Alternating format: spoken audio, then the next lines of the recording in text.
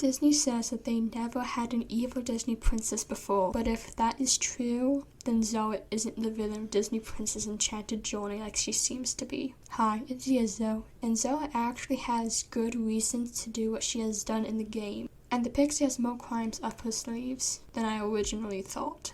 In this type of game, there's typically two people, the villain and the hero, but there's actually a third one, who is the anti-hero. Zara isn't the villain because Disney said so, and let's just go with that. Zara isn't the hero because she almost kills a child, and that's evidence I cannot deny. Zara is an anti-hero because all she wanted was to get her kingdom back and can do anything she could to get it back, even if it means doing something bad. And I mean, the Pixie is going to play dirty to win the kingdom back. Zara would also have to play dirty as well. So what's the backstory between the Pixie and Zara? What we get backstory-wise from the game is that Zara found her powers and she didn't want to be a typical princess. So she was banished from her kingdom, and then after the kingdom is abandoned, she does not want another princess to rule her kingdom, and she wants her kingdom back. And let me remind you, this is abandoned. So the only thing that's in her way is the Pixie and her victim trying to fight her to get the kingdom. Other than that, we don't have much backstory from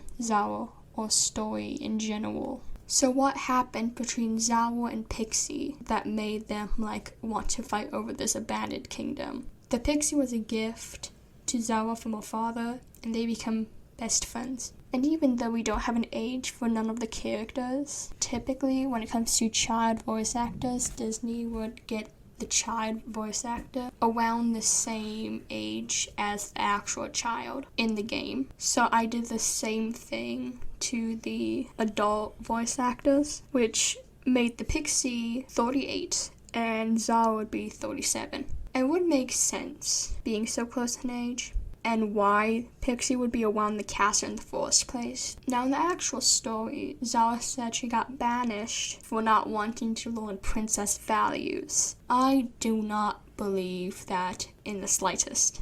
Because at that point, Zara was probably a child, and learning how to be a princess with princess values are probably going to be boring to a child. So why do I actually think she got banished? It was because of her powers. Zara found out that she has powers as a princess. So she asked the Pixie to keep her powers a secret for now, so Zara could practice in the basement with a wand without worry from the people. Because have you seen the people's reaction in Frozen when they found out that Elsa had powers? She does not want any of that. But here's where the Pixie's backstabbing crimes comes in. The Pixie is spreading false rumors, which creates fear from the people about Zara's powers and her being a witch. So going back to something I did not talk about much in the first video, it was about princesses in the basement. The only explanation I have for the princesses in the basement is the result of Zara training her powers. As any young child, Zara makes mistakes and makes the pictures on the wall into portals, and she will also make a one-sided mirrors between the princesses' wards and the basement. Zara can see the princesses, but the princesses cannot see her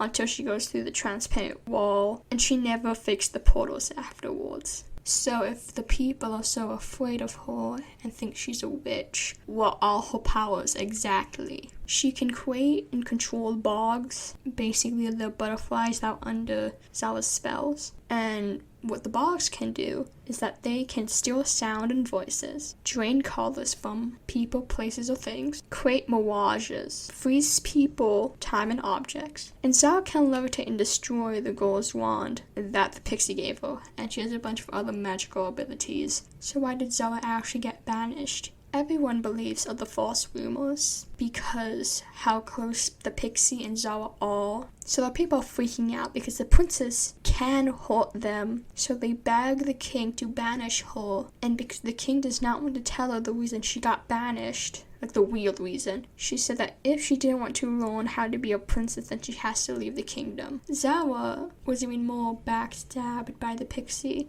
because the Pixie was staying with the king instead of leaving with her. So Zara got real angry and cursed the kingdom, which ended up driving all the people away. In the end, Zara leaves due to nothing is left after her rampage. So it ends up how we see it in the game.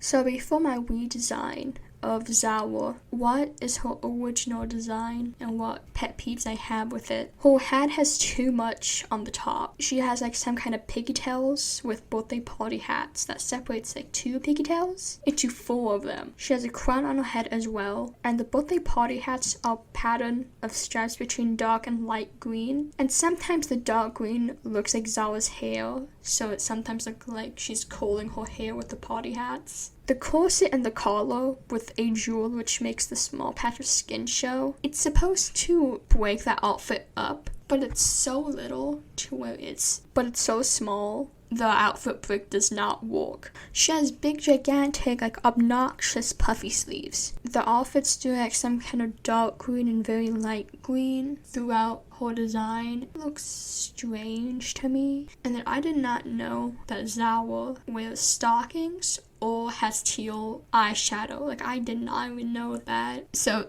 that's a thing. So what does my version of Zara look like? The birthday party hats are turned into horns. The birthday party hat beads are now her earrings. Absolutely no collar. The corset shape is a rectangle instead of a heart shaped. I stole the sleeves and the ribbon from the girl's outfit onto Zara because the sleeves are less obnoxious but still have like some kind of poofy on them. And then the ribbon separates the skirt and the corset so it looks better on the eyes. I kept the long sleeves but added a gold ring to attach to her middle finger. I added a necklace with a collared jewel and then added more jewels on the bottom and trim of the skirt so the skirt would have some kind of detail to it. And then I got the hairstyle a half up half down look. The half down part is shorter length and the crown is holding the half up portion of the hair. Anyways, I hope you like my character design for Zara, and if you did not, I don't really care. Either way, I hope you had a good day.